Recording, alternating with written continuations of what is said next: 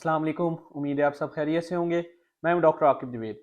आज जिस टॉपिक के बारे में हम बात करने जा रहे हैं वो है टाइफाइड, जिसको हम आम ज़बान में आंतों का बुखार भी कहते हैं। ये आजकल पाकिस्तान में बहुत ज़्यादा आम है और ख़ास तौर पे ये इसलिए भी मशहूर है पाकिस्तान में क्योंकि इसमें हम मोस्टली एंटीबायोटिक की रेजिस्टेंस देखते हैं।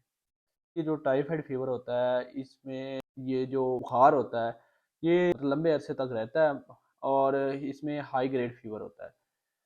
उसके अलावा ये एक बैक्टीरिया होता है जिसको हम साल्मोनेला बैक्टीरिया कहते हैं। तो ये साल्मोनेला टाइफाइड भी इसको कहते हैं। तो ये इसकी वजह से ये होता है। तो इसमें जो बुखार होता है वो तकरीबन 103 से लेकर 104 तक या इससे भी ज़्यादा हो सकता है और ये लंबे अरसे तक रहता है। इसको हम इंटेरिक फीवर भी कहते हैं। इंटेरिक फीवर का मतलब ये होता है कि ये पहली बात तो है ये अपना आंतों का बुखार होता है। इसके अलावा ये लॉन्ग अरसे तक लंबे अरसे तक रहता है, तो इसलिए इसको इंटेरिक फीवर कहते हैं।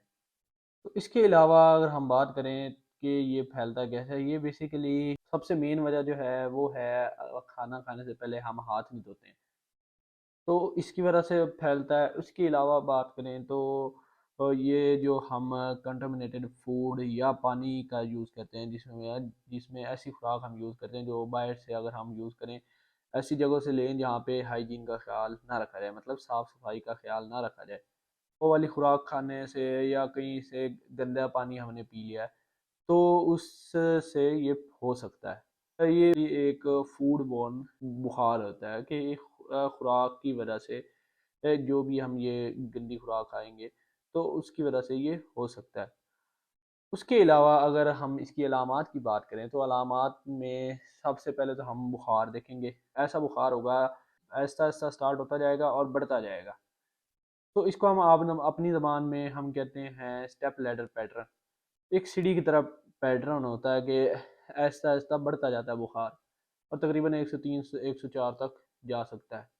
उसके अलावा इसमें हम स्टार्टिंग में तो आपको लूज़ मोशन आएंगे। उसके अलावा अगर 5 से 6 दिन के बाद आपको कॉन्स्टिपेशन लाइक आपको कब्ज़ हो जाएगी इसमें।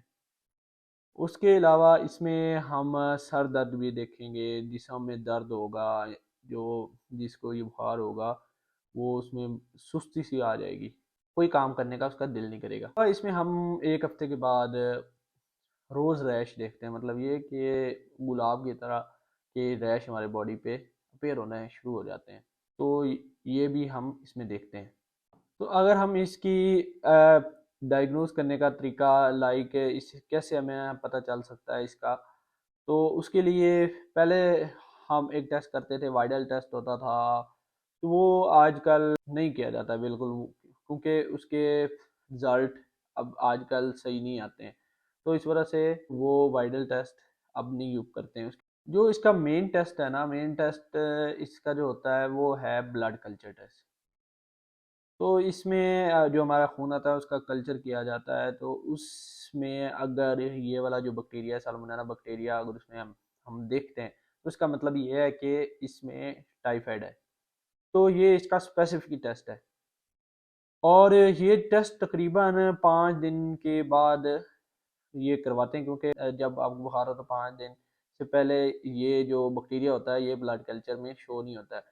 तो ये तकरीबन 4 से 5 दिन के बाद करवाना चाहिए। उसमें क्लियरली पता चल जाता है कि आपको ये टाइफाइड है या कोई और इसकी रीज़न है। उसके अलावा अगर हम इसके इलाज की बात करें तो इलाज में एक एंटीबायोटिक का कोर्स होता है। तकरीबन वो 10 से 14 दिन का कोर्स होता है, वो आपने करना होता है। तो वो कुछ मेडिकेशन होती हैं वो आपको ओरली दी जाती हैं कि अगर आपको उससे आराम आ जाए तो ठीक है, अगर उससे नहीं आता है तो आपको आईवी इंजेक्शन लगाए जाते हैं। तो उससे काफ़ी फ़र्क पड़ जाता है। इसके लिए स्पेसिफिक एंटीबायोटिक्स होती हैं जो इसके ट्रीटमेंट में हम यूज़ करते हैं। तो उसके अलावा इस बुखार में आपने खुद से मेडिकेशन स्टार्ट नहीं कर देनी, क्योंकि आजकल पाकिस्तान में एंटीबायोटिक रेजिस्टेंस बहुत ज़्यादा देखी जा रही है, ख़ास तौर पे जिनको टाइफाइड फीवर होता है तो उनमें एंटीबायोटिक रेजिस्टेंस के डर ज़्यादा होता है, क्योंकि उसमें एंटीबायोटिक का इस्तेमाल किया जा रहा होता है।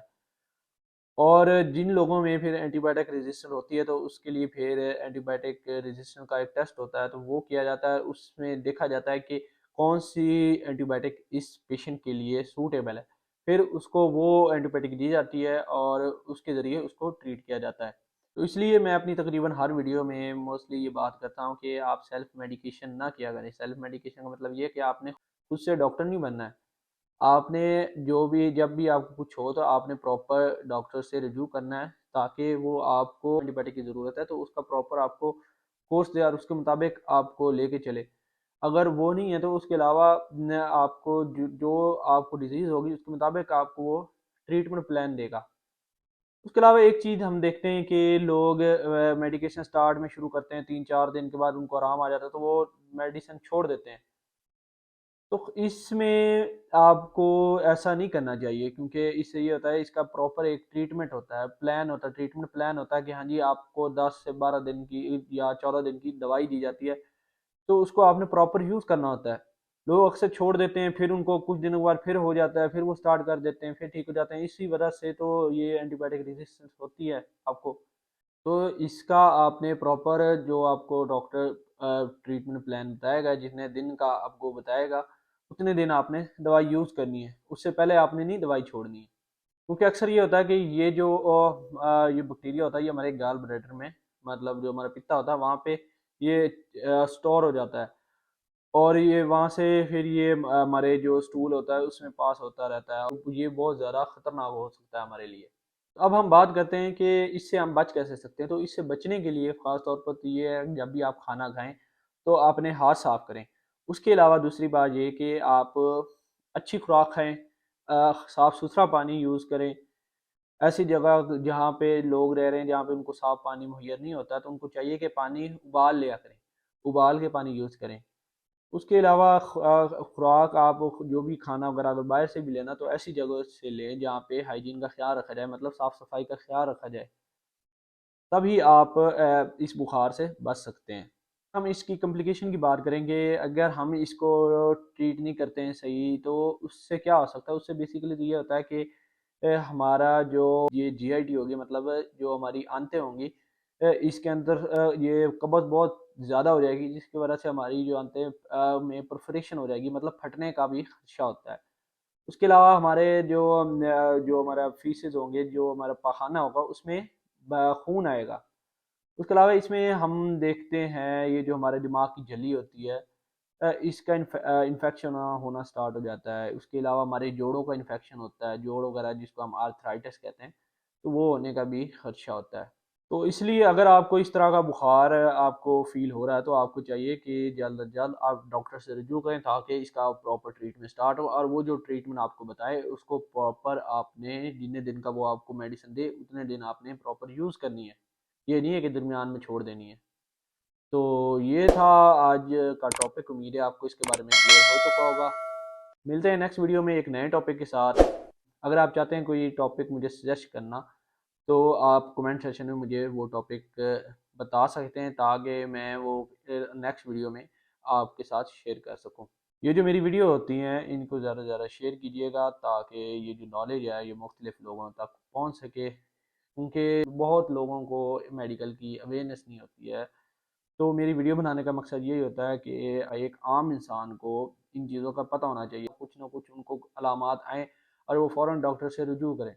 अक्सर लोगों को इनका पता ही नहीं होता है और वो वेट करते रहते हैं, अपने से मेडिसिन वगैरह लेना शुरू कर देते हैं और वो उस टाइम डॉक्टर के पास जाते हैं जब डिजीज़ होती है वो डॉक्टर के हाथ से निकल चुकी होती है, वो ज़्यादा कॉम्प्लिकेटेड हो जाती है, तो उसको ट्रीट करना और मुश्किल हो जाता है।